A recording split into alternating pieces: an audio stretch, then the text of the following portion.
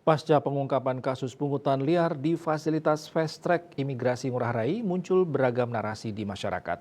Di antaranya kerugiannya kecil dan adanya upaya membuat perkara ini diselesaikan secara restoratif justice. Menanggapi beragam narasi yang dinilai makin liar itu, Kejaksaan Tinggi Kejati Bali pun angkat bicara. Kasipenkum Kejati Bali Agus Eka Sabana Sabtu 18 November mengatakan pengungkapan kasus ini berdasarkan laporan masyarakat terkait penyimpangan pelayanan fast track di TPI kelas 1 khusus Bandara Internasional Ngurah Rai.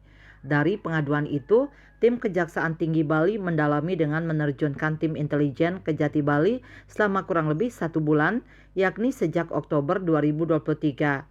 Saat itu petugas melakukan pengamatan langsung di lapangan guna menyelidiki kebenaran informasi yang diterima.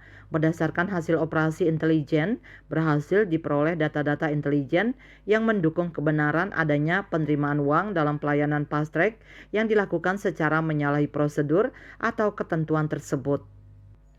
Dikatakannya berbagai informasi dan data ini untuk kepentingan strategis penyidikan, sehingga tidak dapat seluruhnya diungkap kepada publik.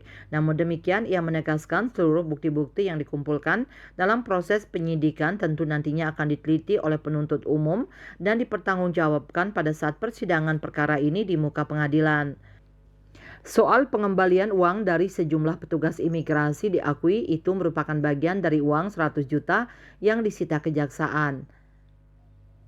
Lanjut jubir kejaksaan itu, tidaklah benar bahwa terdapat tindakan penjebakan yang dilakukan oleh Kejati untuk membuat seolah-olah terjadi praktek suap oleh petugas imigrasi. Selanjutnya terkait dengan beredarnya isu bahwa terdapat iming-iming menjanjikan restoratif justice kepada petugas imigrasi untuk mengembalikan uang yang diterima dalam hasil penyimpangan pelayanan fast track. Dalam perkara ini, Kejaksaan Tinggi Bali telah menetapkan 1 orang tersangka atas nama HS Haryanto Seto dan terdapat sejumlah petugas imigrasi yang diperiksa sebagai saksi serta tidak ada penyelesaian melalui restoratif justice seperti isu yang beredar. Mia Bali Post melaporkan.